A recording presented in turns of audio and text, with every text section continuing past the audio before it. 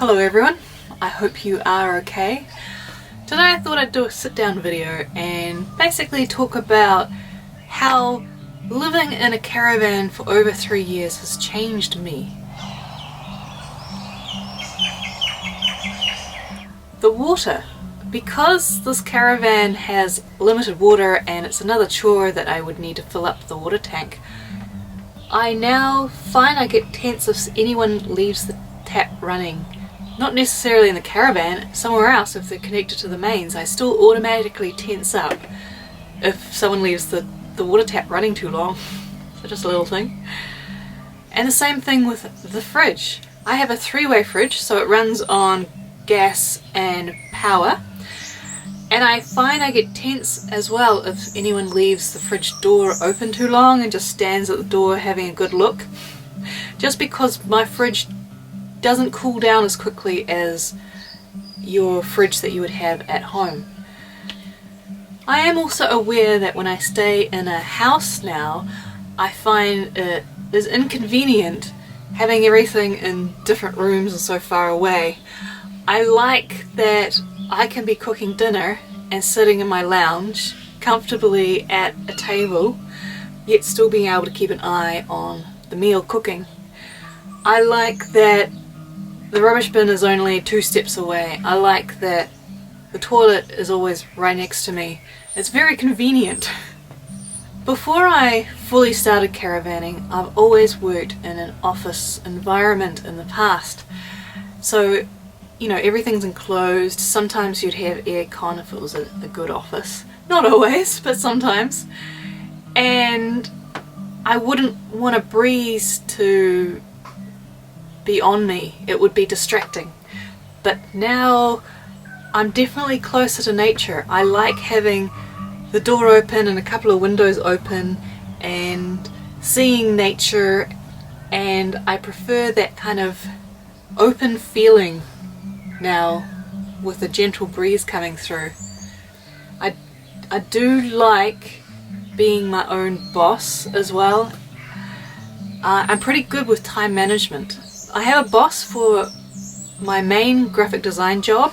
She runs a graphic design company and I'm one of her freelancers, but I still work from here.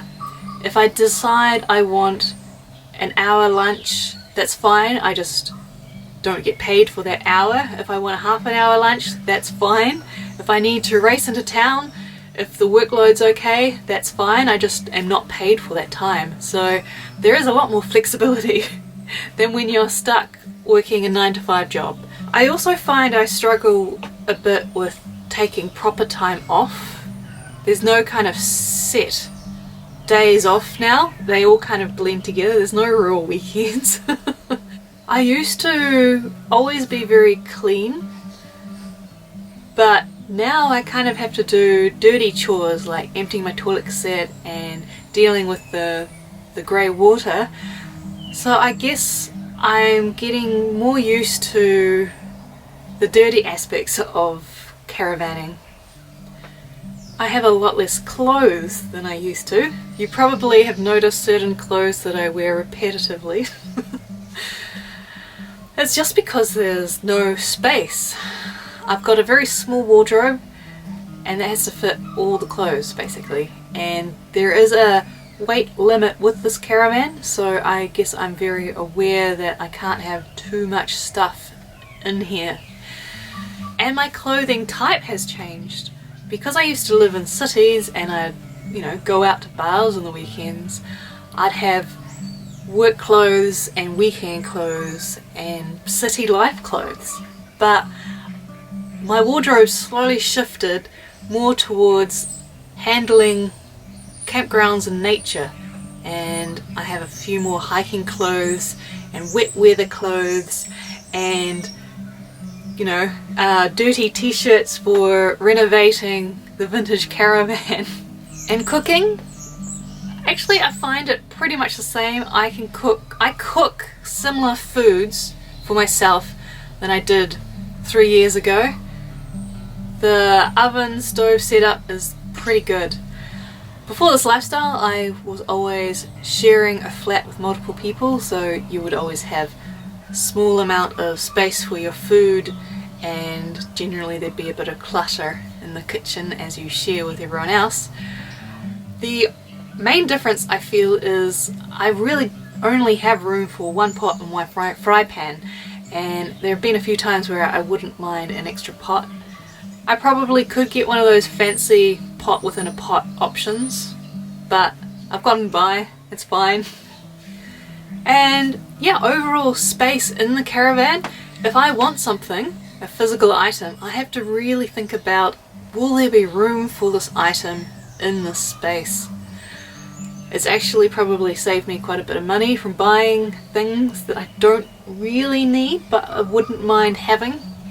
One thing I've seriously been thinking about is, do I want one of those sparkling water machines?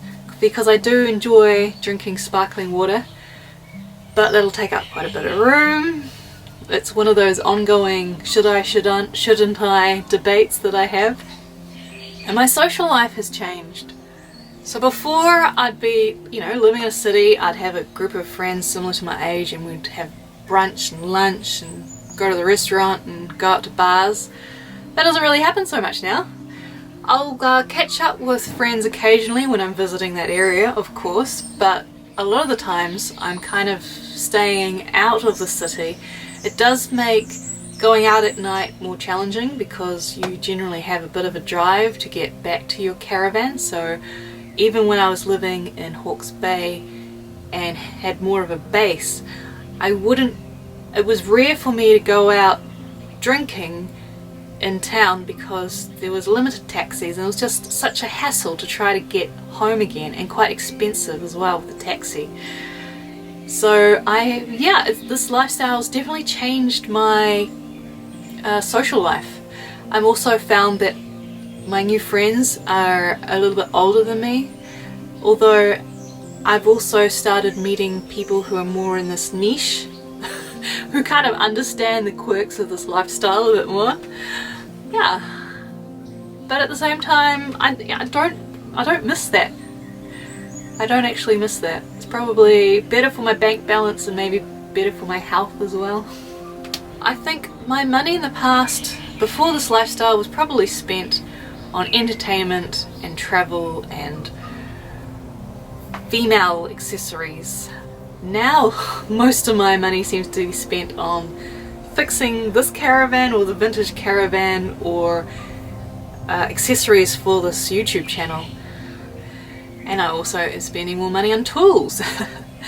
Before this lifestyle, I probably had a screwdriver, that's probably about it.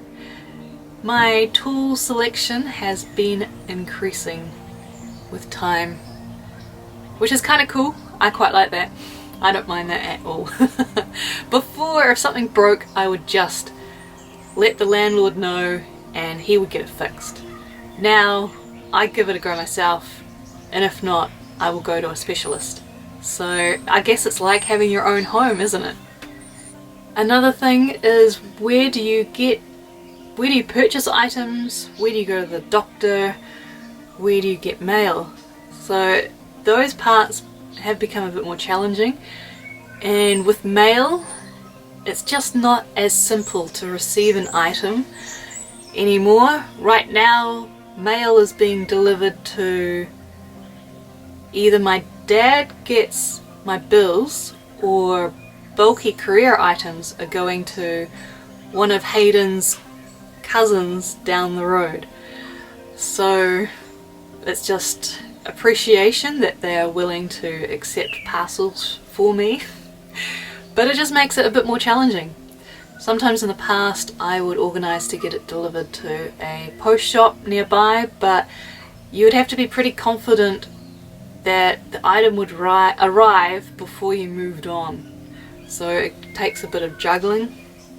So it just means if I'm thinking about buying something, sometimes I won't buy an item just because I'm a bit unsure about where to get it delivered and when I'll be in an area to easily collect it.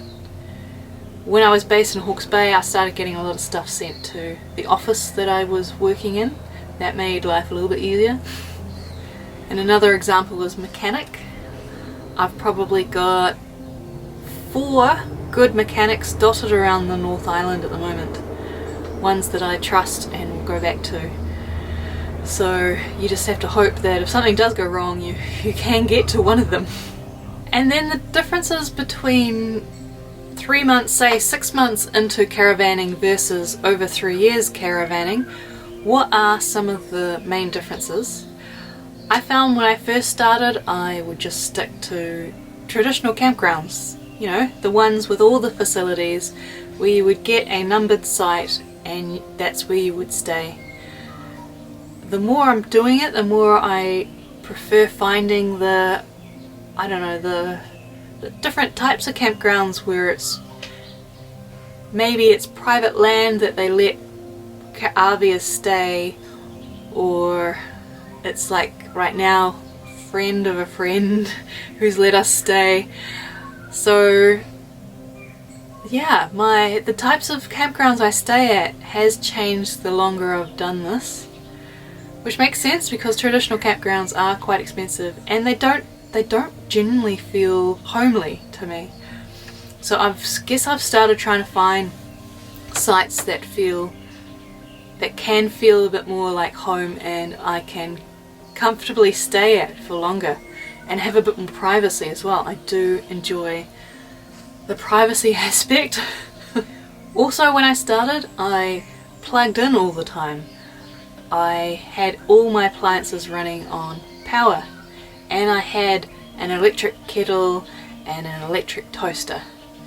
But I found the best campgrounds in New Zealand are generally when you are not plugged in. They are the prettiest spots. So that meant I got a solar panel on the roof. It meant I became more aware of the power I use. I stopped using a hairdryer because it uses too much power. I no longer have a toaster or electric kettle. I have a stovetop kettle, partly from space. Like, these 2 electric items were just taking up too much room on my kitchen bench top. And yeah, they also both use too much power.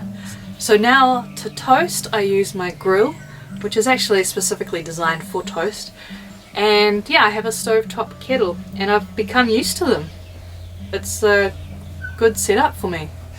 And I'd say the first 6 months I felt like I had to be travelling around quickly all the time, apart from when I was working. But I'm slowly getting used to travelling slower and staying put somewhere longer and not feeling like I have to move soon. And I've gradually become comfortable with my onboard toilet. It's different to a normal flushing toilet and the whole concept felt odd, but you know, 3.5 years later you eventually get used to it. And I really enjoy a good shower. I really appreciate it because my shower on board's not amazing, so when you come across a great one you do appreciate it. Funnily enough, when I started this lifestyle, a few RVers said, oh, you're going to have to cut your hair so that you can use your shower. As you can see, I've still got long hair. I don't want to cut it. But yeah, it probably would make life easier using my shower on board if I had less hair. There's just little things like when I first started this, everything felt very fragile. I thought I would be damaging walls and everything, but it's handled 3.5 years surprisingly well, really. So how do you find that list? Do you agree with some things, or is there something else that I've missed off this list? Let me know in the comments below. Would I have guessed I'd still be living this caravan 3.5 years later?